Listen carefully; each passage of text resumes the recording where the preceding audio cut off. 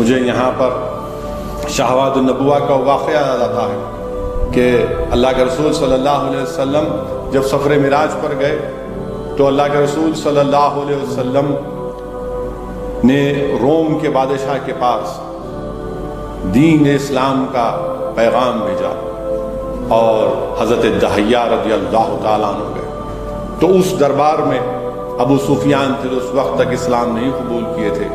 ابو سفیان نے روم کے ہرقول بادشاہ کے سامنے کہا کہ ان کے رسول محمد صلی اللہ علیہ وسلم کا واقعہ سنیے کہ وہ یہ دعویٰ کرتے ہیں کہ رات کے حصے میں اللہ نے ان کو مسجد حرم سے مسجد اقصیٰ لے کر گیا اور پھر وہاں پر انہوں نے تمام انبیاء اور رسولوں کی امامت کی۔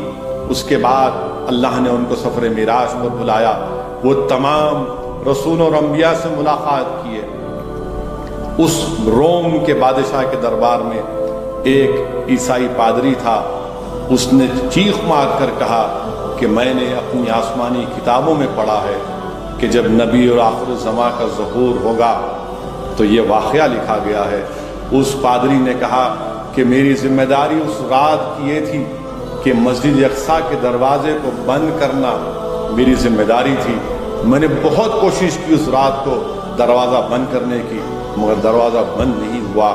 خیر، وہ پادری کہتا ہے کہ میں جا کر سو گیا اور صبح اٹھا تو میں مسجد اقصیٰ کا دروازہ بند کیا، کھل رہا تھا۔ پھر میں دوڑا اس مقام پر جہاں پر آسمانی کتابوں میں لکھا گیا تھا کہ جب نبی آخر زمان آئیں گے تو وہاں پر ان کی سواری کو روکا جائے گا، باندھا جائے گا۔ تو میں نے وہاں پر اس سواری کے نشانات دیکھے، تب مجھے یقین ہو گیا کہ نبی آخر زمان محمد رسول اللہ صلی اللہ علیہ وسلم آ چکے ہیں۔ اور وہ پکار کر کہتا ہے کہ سن بادشاہ، میں آج اس دین کو قبول کرتا ہوں اور اشہد ان لا الہ الا اللہ و اشہد ان محمد رسول اللہ کہتا ہے۔ میرے عزیز دوستوں اور بزرگوں، جب اللہ کے رسول صلی اللہ علیہ وسلم نے مشرکین مکہ کے سامنے سفر معراج کا ذکر کیا تو لوگ ہنسنا شروع کر دیے، مذاق اڑانا شروع کیے۔ اللہ کے رسول صلی اللہ علیہ وسلم سے سوالات کیے کہ بتاؤ محمد صلی اللہ علیہ وسلم مسجد اقصیٰ کیسی تھی؟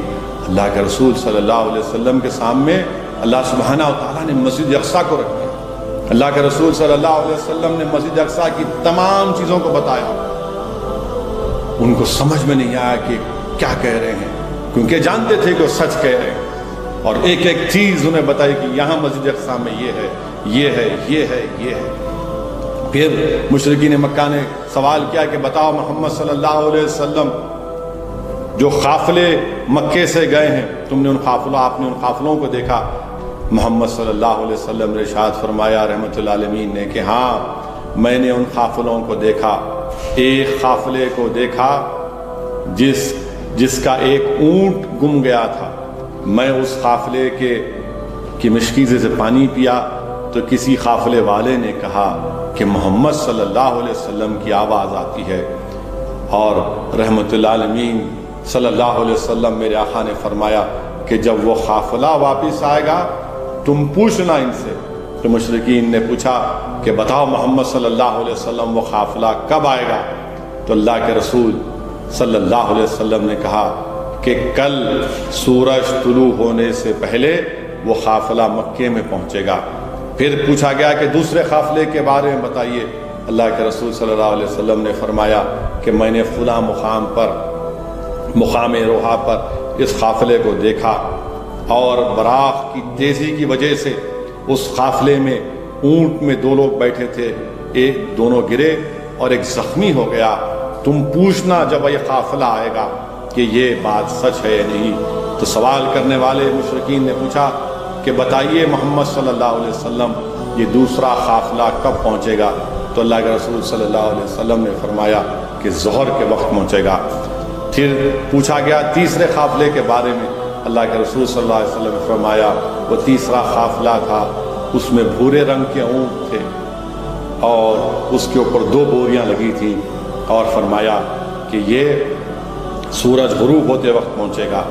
صبح کے وقت اہل حق اور مشرکین کا گروپ جمع ہو گیا اور دیکھا کہ جیسا سورج طلوع ہوا پکار کر مشرکین نے کہا کہ دیکھو سورج طلوع ہو گیا، تو وہاں سے غلامان مصطفیٰ نے آواز دی دیکھو وہ قافلہ آ رہا ہے، دیکھو وہ قافلہ آ رہا ہے۔ جب تینوں قافلے آ گئے اور جو رحمت اللہ علیہ صلی اللہ علیہ وسلم نے فرمایا تھا وہ پورا ہوا، تو اس کے باوجود بھی ان مشرکین مکہ نے کہا کہ نہیں نہیں، یہ سحر ہے، یہ جادو ہے، کیونکہ اللہ نے ان کے دلوں پر مہر لگا دی تھی۔